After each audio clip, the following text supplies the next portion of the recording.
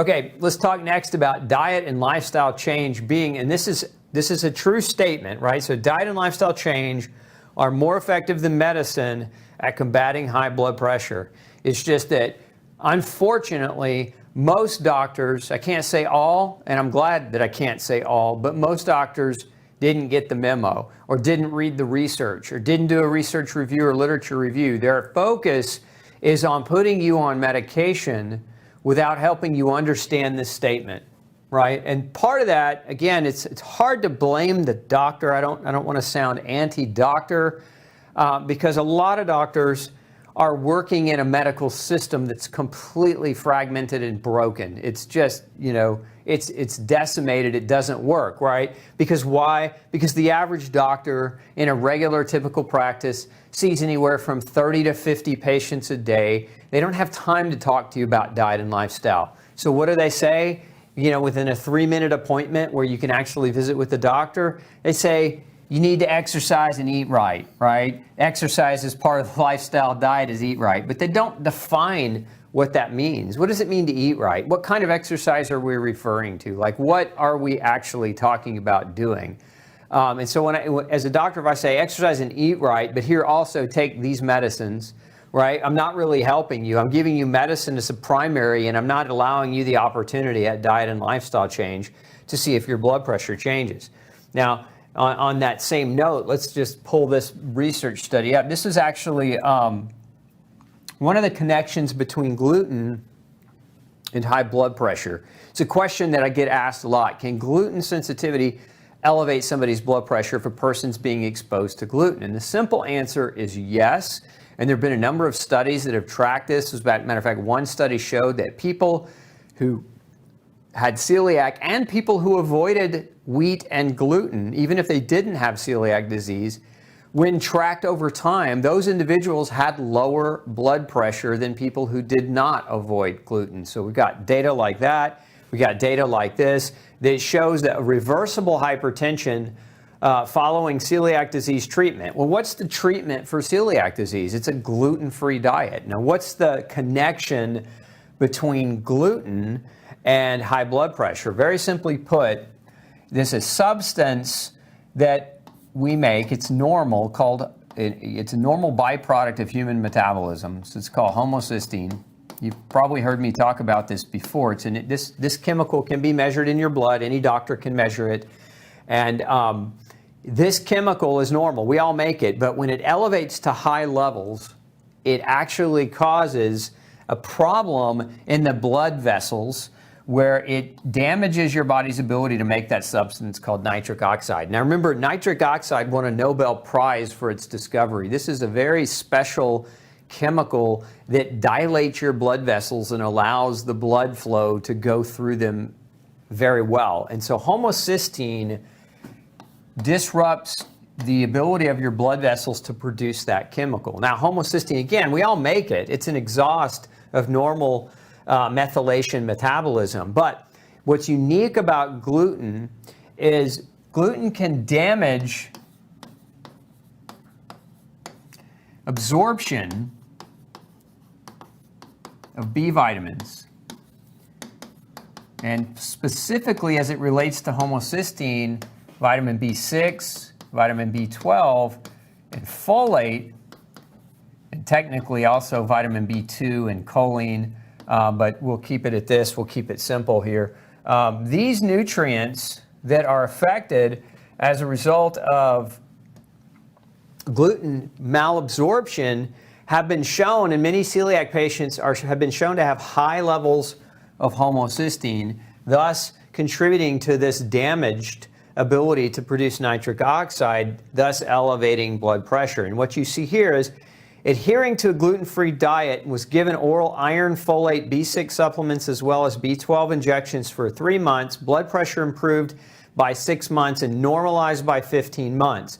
Now notice this took 15 months. This is not an overnight thing. One of the things I get so sick of doctors trying to say is that diet change doesn't work because it didn't work overnight. It didn't work in 12 hours. You take a blood pressure lowering medication, it works relatively quickly. But diet and lifestyle change, we're not expecting complete normalcy right, of a problem overnight. It takes time and consistency. It's important to understand that part so that you have realistic expectations. But again, over the period of 15 months, right, we had very normal blood pressure in this particular case study, and this was 128/80 normalized blood pressure at the end. So part of that was there was a parallel between this person's homocysteine level and their blood pressure elevation. Again, that's one of those correlations between gluten and diet change and blood pressure. It has to do with B vitamins. Let's talk about some other nutrients that we know and research studies have shown play a major role in blood pressure. And one of them is magnesium. Now, magnesium is an electrolyte. I like to look at magnesium as Mother Nature's natural relaxer, right? So remember, your blood vessels are muscles, right? They have a smooth layer of muscle in them. That's what allows them to contract and relax. And magnesium regulates that relaxability and contractility of those smooth muscles. So does calcium, which right here. So calcium and magnesium play a major role together, helping your blood vessels contract and relax properly. Potassium also plays a major role in that. So these are nutrients that, again, if you're not sure, one of the best things, the easiest things, ask your doctor to measure your nutrition status. I've said this over and over and over and over again. Nutrients play a role in regulating so many chemical processes in the body, including blood pressure. It's a simple thing to measure them. Some research studies have shown that magnesium supplementation can lower blood pressure anywhere from 3 to 9 points.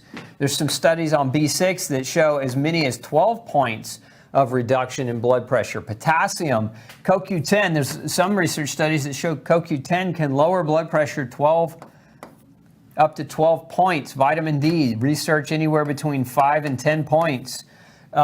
These are lots of points when you add them up. Imagine if you were vitamin D and B6 and calcium and magnesium deficient, right? You're looking at a potential of lowering your pressure. Maybe your pressure's in the 150s, maybe it's in the 160s.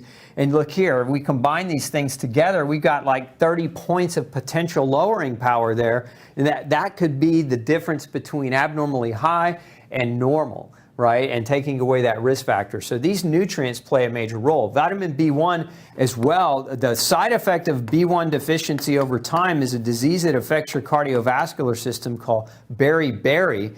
And beriberi can lead to congestive heart failure, which obviously that's fluid retention as well. It causes your blood pressure to go up. You need vitamin B1 to make the primary chemical that helps keep you relaxed, right? We talk about stress. We said stress earlier was a major trigger, categorical trigger. Why? Stress drives up adrenaline.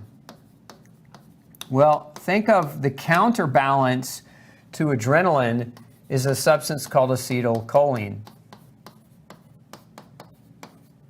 Choline's a B vitamin. The acetyl element of choline is actually produced by vitamin B1. And so vitamin B1 plus choline helps your body produce acetylcholine. If you're not making this because your vitamin B1 levels are too low, your blood pressure will go up. Your body needs that B1 to regulate it. Your body needs that acetylcholine. Why? Whereas adrenaline drives your sympathetic nervous system, acetylcholine drives your parasympathetic nervous system. And parasympathetic is important, again, for calm and relaxation and sleep and recovery. And so we need this system to work because it helps downregulate that sympathetic dominance that so many of us live in our mainstream lifestyles, where it's always go, go, go, eat on the run. Sleep is not emphasized. The importance of sleep is not emphasized. The importance of not eating poison is not emphasized. There's so many things wrong with the standard modern lifestyle that offsets the balance between these two. And again, nutrients regulate that, and vitamin B1 is so important for that. I've seen cases of severe high blood pressure issues where you couldn't get it corrected until vitamin B1 was introduced. As a matter of fact, years ago, there was a group of researchers that went through hospitals. They were looking at patients particularly with congestive heart failure. And one of the things that they found was many of these patients had developed congestive heart failure as a result of taking diuretics. Diuretics or medicines are a type of medicine that reduce fluid. They reduce water in your body through your kidneys. So they cause your kidneys to push out more water. So again, diuretics cause water loss. And through that water loss, remember what vitamin B1 is. It's a water-soluble vitamin. So what we also know about diuretics is they don't just deplete water, but they deplete vitamin B1. Well, what these researchers found is that all these patients that were stuck in the hospital bed with congestive heart failure who were on diuretics, if they put them on vitamin B1, their congestive heart failure started to improve. And the reason why is diuretics cause B1 deficiency. So a lot of these patients started out with high blood pressure, but over time, as they were medicated with a diuretic to lower their blood pressure, they were actually the medicine was causing vitamin B1 deficiency that was leading to congestive heart failure and a worsening of their cardiovascular risk factors. Again, it's one of those scenarios where the medicine, even with the best intention in the world, the medicine's trying to lower your blood pressure, the doctor's trying to lower your blood pressure, but there's a cause and effect, right? There's a reaction for every intent, and sometimes the road to hell is paved with good intention, and